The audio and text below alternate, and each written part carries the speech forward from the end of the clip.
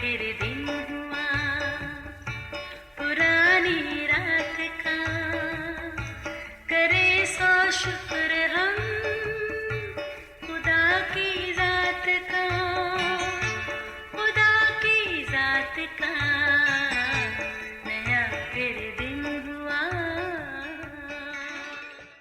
आज की आयत। मुतमईन दिल जिस्म की जान है, लेकिन हसद हड्डियों की बोसीदगी है। इमसाल 14 बाब 30वीं आयत। अजीज़ों, वैसे सोचा जाए तो इंसान भी क्या चीज़ है। तबीयत फितरत नाकाबिले भरोसा है। पल में तोला पल में माशा।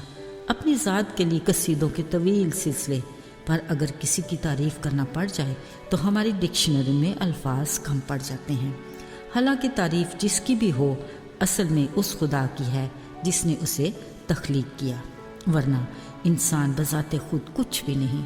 मगर हाँ, इस कैफियत की वजह से मन में छुपा वो हसद है जो हमें ये एहसास दिलाता है कि जो मैं हूँ वो दूसरा हो ही नहीं सकता।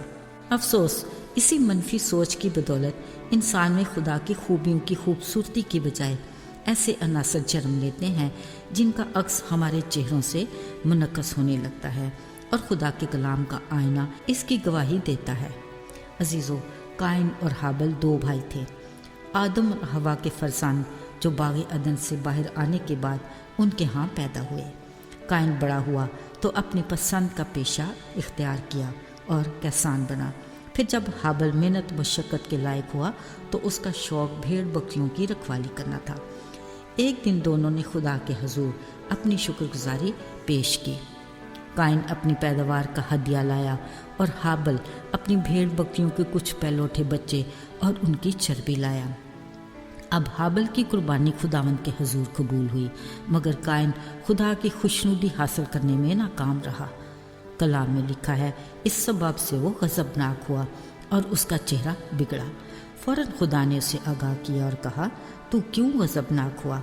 अगर तू भला करे तो क्या तू मकबूल ना होगा, और अगर तू भला ना करे तो देख, गुनाह दरवाजे पर दबका बैठा है और तेरा मुश्ताक है, पर तू इस पर गालिब आ। अजीज़ों, काइन के साथ खुदा की इस गुफ्तगू से अंदाज़ा होता है कि हाबिल से हसद जैसी खौफनाक चीज़ ने काइन के दिलो दिमाग पर डेरे डाल लिए। फिर वह अपने भाई को खेत में ले गया और वहाँ उसे कत्ल कर दिया। हसद एक ऐसा खौफनाक एहसास है जो किसी बड़े गुनाह का दरवाज़ा खोल सकता है। अजीज़ों, यकीनन हसद ही वो मनफी कुव्वत है जो हमारी सोचने समझने की सलाहियत को ख़त्म कर देती है और हमारे जहन को ऐसा मैदानी जंग बना देती है कि हम हर वो कदम उठाकर दूसरे का नुकसान करते हैं जो हमारे लिए हसद की वजह बना, मसलन दौलत, इज़्ज़त, इख्तियार, खूबसूरती वगैरह।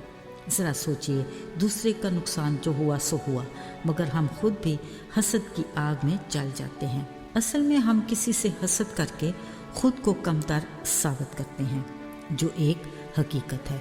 हसद एक ऐसा एहसास है कि कोई भी इसकी तायद में खड़ा होने की हिम्मत नहीं करता।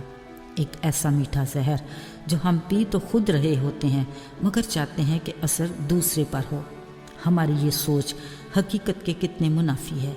ये कैफियत हमारी शख्सियत को पामाल करके हमें खुदा की नज़र में गैर मकबूल बनाती है। अजीज़ों, अगरचे हमारा आसमानी बाप खुदा किसी का तरफदार नहीं, वो एहसान करता है पर जताता नहीं, देता तो है पर भूल जाता है, मगर जो शुक्रगुजारी के साथ सच्चे दिल से मांगता है उसे फयाजी के साथ देता है। वो अपनी बरकतों को किसी तरह भी अपने लोगों से बाज नहीं रखता, क्योंकि उसकी निगाह हर दिल को जांच लेती और नीयत को परख लेती है, पर उसकी बरकत के पैमाने को कोई नहीं जान सकता। अजीज़ों, हसद गुनाह है। हमें खुदावंद की मदद और कुव्वत से हसद जैसी अबलीसी कुव्वत को अपनी ज़िंदगियों से ज़ाइल करना है। इसमें अबहाम नहीं कि हसद रिश्ते नातों की पहचान को भी कम कर देता है, जिसके बायस बहुत सारे ऐसे वाक़यात जन्म लेते हैं जो हमारे सुख चैन को तबाह कर देते हैं।